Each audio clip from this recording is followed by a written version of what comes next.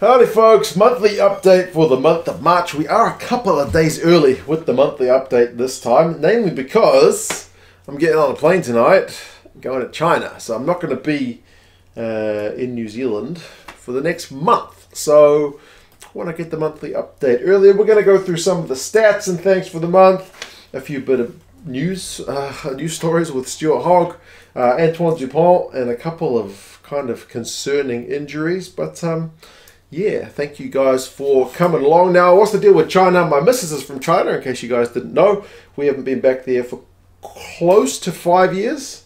So my kids haven't seen their grandparents on that side of the water. So that's going to be a pretty important one. I'm not going to just sit on my hands during that month. I'll be trying, if I can, to watch a bit of rugby. Probably there'll be less videos on this channel just because, yeah, I'm going to be, in theory, on holiday. But I'll also get my camera out, walk around, and see if I can do something interesting while I'm over there. I won't be putting any videos for non-rugby stuff on this channel, though. I'll put another channel up and just chuck some videos on there. If that gets off the ground, I will let you guys know. But for now, just know, probably in April, reduced rugby on this channel. I'll watch as much as I can, but China's kind of a tricky place with how much internet is kind of censored over there. So, yes, that is the plan.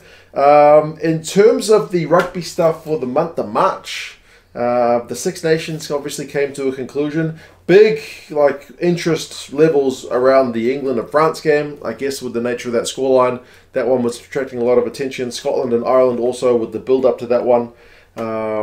So yeah, it's been a big month in March. The Six Nations was a hell of a competition, and obviously sad to see it conclude. It means we got no Tier 1 Test match rugby in the men's game at the moment. Women's Six Nations obviously underway, but yeah, there's a bit of a lull, bit of something missing, isn't there? But yeah, we've still got the Rugby World Cup on the horizon. Also, I need to say a big thanks to you guys just for coming along, man, for watching the vids throughout the month. There was 1,000 new people who signed up or subscribed to the channel, so thank you guys for doing that, for watching the vids, for commenting and all that jazz. It certainly means a lot. And also to these folks, the patrons who help keep the channel going financially every month. So yeah, big thanks to all these people. We had a few new people sign up, including Gordon, Jezza was back, Rob, Deborah, and John. Thank you guys for signing up in March, and as always to the kind of stars of the show, I guess, Angus, Jack McHugh, and Michael Daly. But yeah, to all these people, big thanks. If you want to join them on Patreon in this community, link down in the description to Patreon. We put a few extra videos on Patreon every week or so. Like I talked a little bit about Super Rugby and the viewership numbers and whatnot. Did a review of a Scotland jersey and did some Super Brew updates because yeah, we play Super Brew for most of the major competitions to see where I think the results are going to go. Some pools I'm doing pretty well, some pools pretty rotten. But yeah, that's been what's going on in March. Six Nations came to a conclusion. We get back into the Champions Cup. The URC needs to conclude. The Premiership. Top 14 still seems like it's got a wee way to go. Super Rugby is obviously kind of getting into the middle of the competition as we move into winter down in this part of the world. And yeah, there's more rugby on the horizon, which is not a bad thing. News-wise, Stuart Hogg. Bit of a bombshell. When I read this news, I thought he was retiring from Scotland. Like he was going to call it quits on his international career in maybe a bid to extend his playing career for a club. But no, he's just retiring from rugby. The 100-cap Scotland veteran. Feels like he's been around for ages. He has. He's been around for a decade in terms of the international game. He mentioned that he wants to finish at the top of his game. And, you know, he doesn't think his body is going to kind of be able to keep up with the pace going forward. So, man, that's a big call because, you know, you're a long time retired. Your playing window is only pretty short. Most guys tend to want to extend it as long as possible. I mean, look at the likes of Dan Carter. He kept playing after he finished his All Blacks career. Martin Onu is still playing. It's from a New Zealand perspective. You know, Johnny Sexton's still going closer to 40 than he is 30. So Stuart Hogg at 30, I guess, could have a few years left in the tank. But he said he wants to change the scenery. So good on him.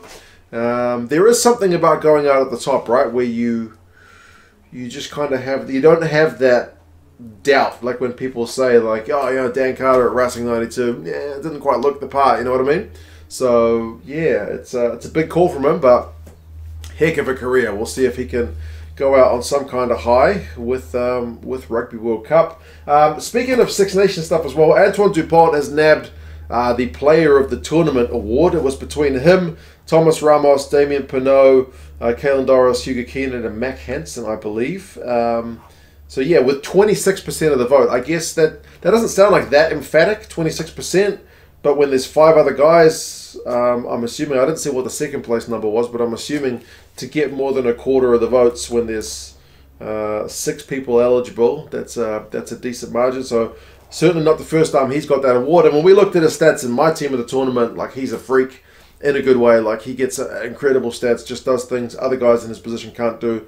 So I think that's kind of fair. The official Six Nations team of the tournament was very Irish, which kind of makes sense with their Grand Slam. Porter, Belam, Flamont and Ryans, just a French guy in the type 5, otherwise it's all Ireland. Armani, Van der Fleer and Doris, so it's an all Irish back row. Dupont and Sexton, 9-10. All Scottish midfield with Tuipulotu and Jones, and then Lowe, Keenan and Penaud in the back 3. So the likes of Ramos and Hansen, despite being nominated for Player of the Tournament, didn't even make the team of the tournament. So there you go. I guess that's what happens when sometimes you get a clash of positions, isn't it? You can only pick one. But yeah, I think it's a pretty fair call for mine, Dupont. And the last one, injuries. We are getting into that time of the year where there's going to be guys who pick up injuries now, and those injuries are going to be too long to come back for the World Cup. We've got one here in New Zealand. Winger Sevu Reece for the Crusaders got a knee injury a couple of weeks ago, and he is out for the entire year. So that's pretty hard luck on him.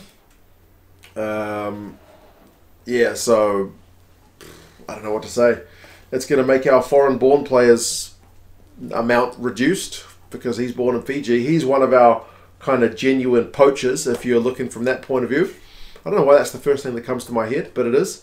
So yeah, it's going to be a chance for someone else, I guess, is the positive take on it. But yeah, man, it sucks if a guy's going to be out for that long, and when you've been building to a World Cup. But that's just what it is. And Johnny Sexton for Ireland, it seems like his Leinster career might be done.